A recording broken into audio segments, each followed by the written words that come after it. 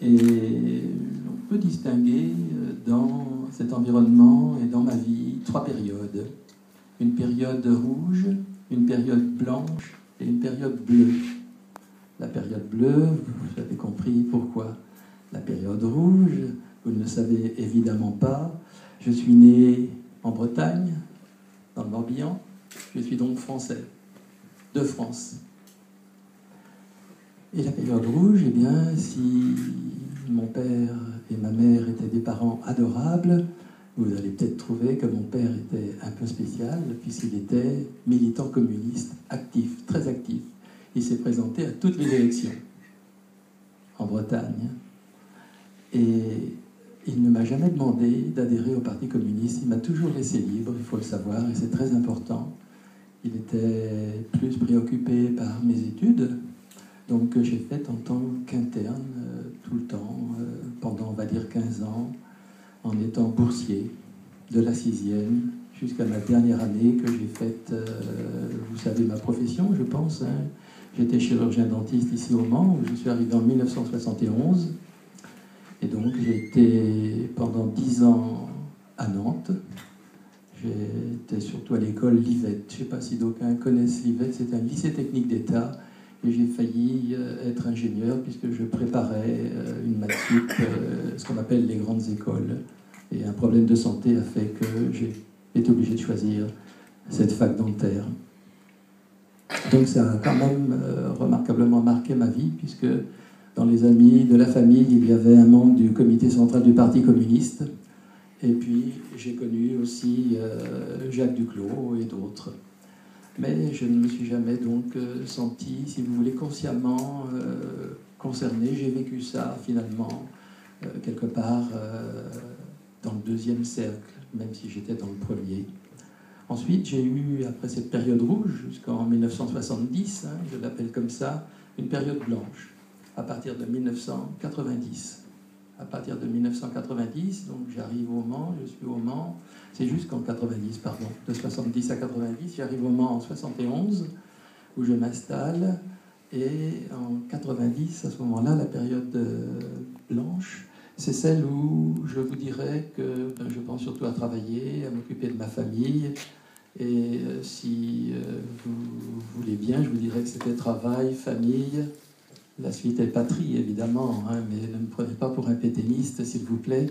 C'est un test pour voir ce que vous mettrez. Donc, travail, famille, patrie.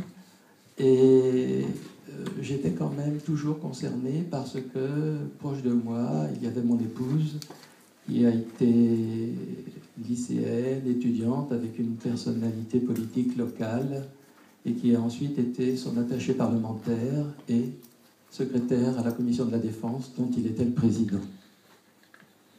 C'était donc un parti, le RPR, qui gérait l'après-gaullisme. Ce qui m'a permis donc, c'est important dans cette place qui est la mienne aujourd'hui, c'est important de le dire parce que j'ai eu l'occasion cette fois de fréquenter des personnalités politiques de premier plan que vous connaissez. J'aime à dire que parmi celles-ci, en premier, 3 ont fait de la prison. C'était M. Mouillot, le maire de Cannes, M. Carignon, qui était pourtant apparemment quelqu'un de honnête et parfait, et puis M. Macchiani, dans un autre domaine.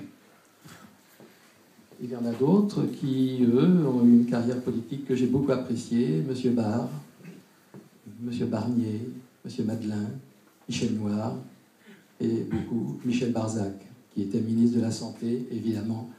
Peut-être que ça a une relation avec mon métier. Après, j'appellerais ça, donc je vous l'ai dit, la période bleue, en vous faisant remarquer que c'est le sens inverse du drapeau national, même si d'aucuns le parcourent dans l'autre sens. Vous pensez évidemment à M. Mitterrand, qui est parti, lui, de la droite pour aller à gauche. Mais pour ma part, ce n'était pas volontaire. Comme je vous le disais, j'étais en dehors, sans engagement, je n'ai jamais adhéré à aucun parti, sauf maintenant le Rassemblement Bleu Marine.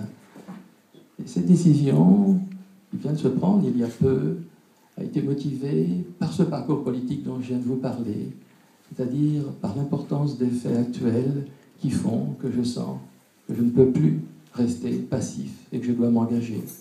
La France, pour moi, est en décadence, elle est en perte de repères, elle est en crise morale et même en crise de la moralité. On voit à tous les niveaux, mais je ne développe pas ceci, vous le savez mieux que moi, la corruption se développer, passive ou active, dans tous les cercles, dans tous les partis. C'est pour ça qu'on aime bien parler de l'UMPS, et c'est pour ça qu'on regrette de voir le Front National ou le Rassemblement Bleu Marine être stigmatisé et traité d'extrémiste. Si j'étais tout seul, vous pourriez me dire que je suis extrémiste, et à ce moment-là, vous vous retrouveriez devant un tribunal. Et je crois que vous perdriez. Par contre, si je suis tête de liste, si je suis dans un mouvement, à ce moment-là, quelques-uns peut-être seraient tentés de nous traiter d'extrémistes.